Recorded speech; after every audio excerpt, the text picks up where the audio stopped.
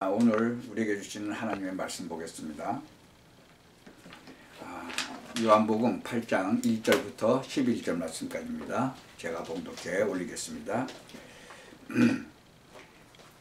예수는 감람산으로 가시다 아침에 다시 성전으로 들어오시니 백성이 다 나아오는지라 앉으사 저희를 가르치시더니 서기관들과 바리새인들이 간음 중에 잡힌 여자를 끌고 와서 가운데 세우고 예수께 말하되 선생이여 이 여자가 간음하다가 현장에서 잡혔나이다.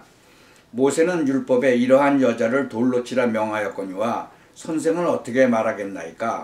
저희가 이렇게 말함은 고소할 조건을 얻고자 하여 예수를 시험함이로라. 예수께서 몸을 굽히사 손가락으로 땅에 쓰시니 저희가 묻기를 맞이 아니하는지라. 이에 일어나 가라사대 너희 중에 죄 없는 자가 먼저 돌로 치라 하시고 다시 몸을 굽히사 손가락으로 땅에 쓰시니 저희가 이 말씀을 듣고 양심의 가책을 받아 어른으로 시작하여 젊은이까지 하나씩 나가고 오직 예수와 그 가운데 섰는 여자만 남았더라. 예수께서 일어나사 여자 외에 아무도 없는 것을 보시고 이르시되 여자여 너를 고소하던 그들이 어디 있느냐? 너를 정죄한 자가 없느냐? 대답하되 주여 없나이다. 예수께서 가라사대 나도 너를 정죄하지 아니하노니 가서 다시는 죄를 범치 말라 하시니라. 아멘. 오늘은 죄 없는 자가 먼저 돌로 치라. 예수님께서 하신 말씀을 제목으로 잡고 우리 말씀을 듣기를 원합니다. 하나님께서 우리에게 율법을 주셨죠. 십계명도 주시고 율법을 주셨는데 그 율법을 주신 목적이 뭘까요? 죄를 깨닫고 정말 하나님께 나올 수 있도록 율법을 바로 그리스도께 인도하는 몽학성경이라고 그랬죠. 하나님께서는 처음부터 창세기 3장 15절에 보면 여인의 후손을 말씀하시고 계세요. 그게 복음이죠. 이 복음을 우리도 먼저 주셨어요. 이 복음은 율법의 완성이죠. 이 죄를 깨닫고 진짜 하나님께 나아오도록 이 복음이신 예수 그리스도예요. 하나님도 사실은 우리에게 먼저 복음을 주신 거예요. 예수님 창세기 3장 15절. 그래서 그 먹지 말라는 선악과를 먹고 죽을 수밖에 없는 아담과 하와도 동물을 잡아서 그 가죽으로 옷을 입혔잖아요. 그러니까 예수님께서 벌써 이미 오셔가지고 하실 일을 다 예표로 보여주신 것이죠. 그래서 로마서 1장에도 보면 예수 그리스도의 종 바울은 사도로 부르심을 받아서 하나님의 복음을 위하여 택정함을 입었다 그랬어요. 이 복음은 하나님이 선지자들로 말미암아 그의 아들에 대해서 성경에 미리 약속하신 거라고 그랬어요.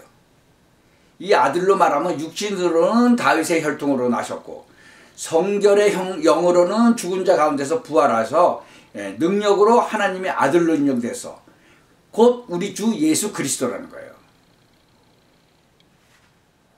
뭐라고 또 얘기해요? 바울은 형제들아 내가 너희에게 전한 복음을 너희로 알게 하노니 이는 너희가 받은 것이요 또 그 가운데 선 것이라. 너희가 만일 전한 그 말을 굳게 지키고 헛되이 믿지 아니하였으면 이로 말미암아 구원을 얻으리라. 내가 받은 것을 먼저 너희에게 전하였노니 이는 성경대로 그리스도께서 우리 죄를 위하여 죽으시고 장사 지낸 바 되었다가 성경대로 사흘 만에 다시 살아나서 게바에게 보이시고 12 제자에게도 보이시고 그 후에 500여 형제에게도 다 보이셨지 않냐. 그러니까 복음을 처음부터 주신 거예요. 이 세상의 모든 인간은 죄인이에요. 이 인간은 모두 죄인인데 창세기 3장에 먹지 말라는 선악과를 먹고 태어난 이제 그 후에 태어난 인간들 전부 다 죄인이에요. 그러니까 인간은 모두 죄인이다. 의인은 없는데 하나도 없다고 그랬잖아요. 그러니까 누가 필요해요? 예수님이 필요한 거예요. 복음이 필요한 거예요. 우리가 정말로 예수 그리스도 안에 있는 자에게는 결코 정죄함이 없다고 그랬어요. 이는 그리스도 예수 안에 있는 생명의 성령의 법이 죄와 사망의 법에서 너를 해방하였다고 그랬어요. 지금 이 바리새인들이 간음하다 잡혀온 여자를 끌고 왔죠. 근데 뭐라고 그래요? 간음 중에 잡힌 여자를 끌고 와서 가운데서 세우고 뭐 때문에? 예수님을 고소할 조건을 얻으려고. 모세는요 율법에 뭐라고 그랬어요? 간음한 여인 돌로 치라고 그랬어요. 십계명에서 나오죠. 돌로 쳐서 죽여라고 그랬어요. 모세도 그랬잖아요. 그러니까는 고소할 조건을, 아니 용서하고 사랑하라 그렇게 계속 얘기하는 그 예수님한테 데리고 온 거예요. 뭐라고 그래요? 모세는 돌로 치라고 그랬는데 당신은 어떻게 할 거냐. 이제 예수님을 고소하려고. 그럼 만약에 그 모세가 얘기했던 식으로 돌로 치라고 그러면 죽이라는 거 아니에요. 그때 당시에 로마에 속국되어 있었던 그 이스라엘은 사람을 죽일 수가 없어요. 근데 돌로 치라고 명하면 살인을 방조한 죄, 살인 명령한 죄라고 이제 고소당하잖아요.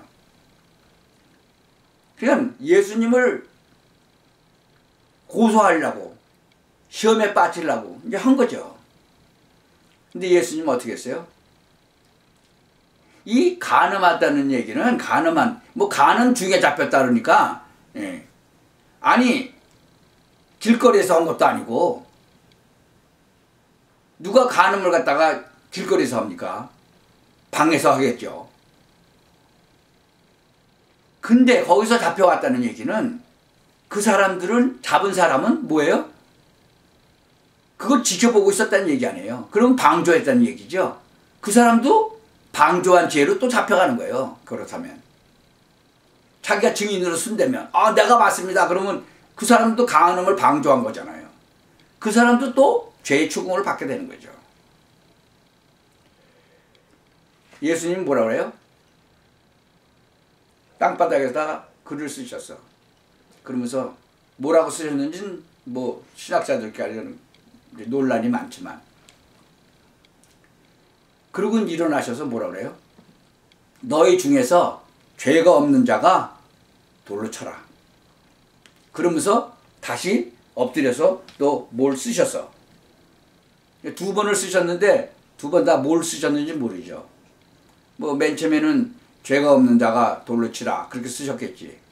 그 다음에는 또 그 주위에 있던 사람들 죄를 또 쓰셨는지도 모르죠. 뭐 그랬다고도 기록이 돼 있어요. 하여튼 어찌됐든 고소할 조건을 얻었는데, 그걸로 얻으려고 그랬는데 예수를 시험했는데 예수님께서 너희 중에 죄가 없는 자가 먼저 돌을 쳐라. 그러니까 자기네들이 생각을 해보니까 안 되겠거든요. 그러니까 양심의 가책을 받았다 그랬죠. 9절에 보면 저희가 이 말씀을 듣고 양심의 가책을 받았다. 그래서 하나씩 돌아가기 시작했죠. 여기서 서기관들과 바리새인들은요, 잠시 마음의 가책을 받았긴 받았는데 전혀 돌이키지 않았어요. 그럼에도 예수 앞에서 물러갔죠. 왜 물러갔을까요? 답변할 거리가 없어요. 답변할 거리가 없으니까 그냥 돌멩이 놓고 그냥 간 거죠.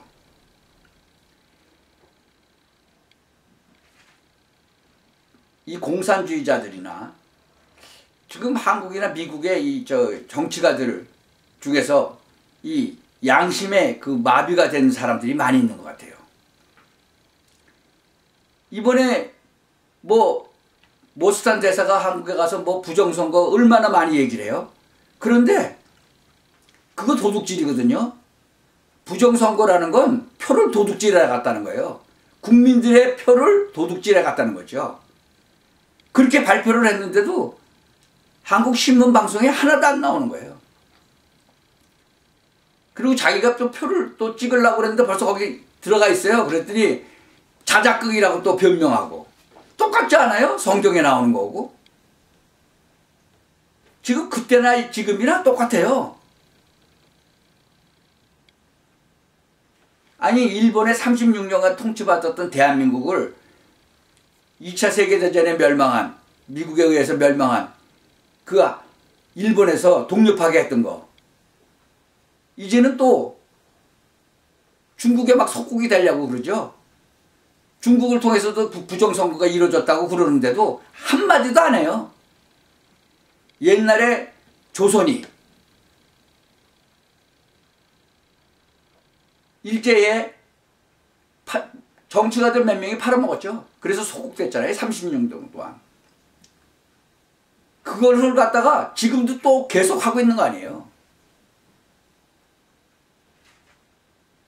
75년 전에 북한이 공산주의자들이 중국과 소련, 그땐 소련이었죠.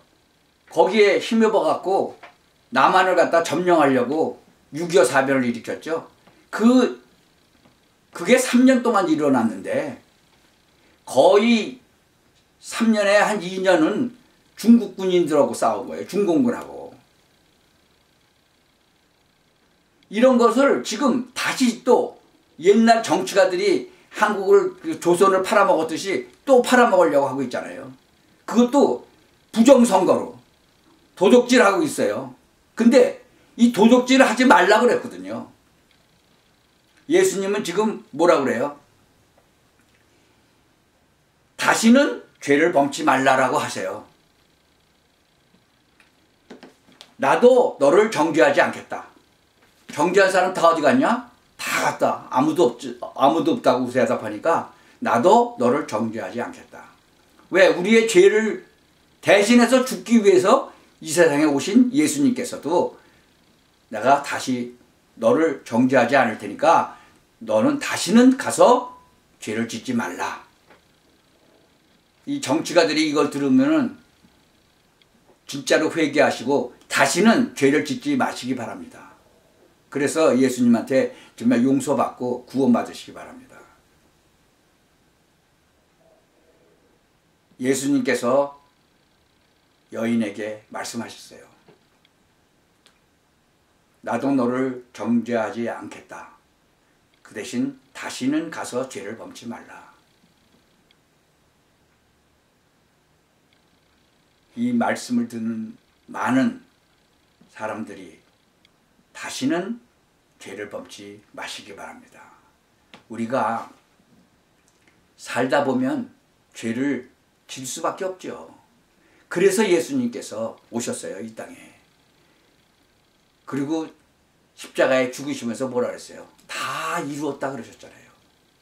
그리고 3일 만에 부활하시고 우리에게 정말 부활의 열매로, 첫 열매로 보여주신 거잖아요.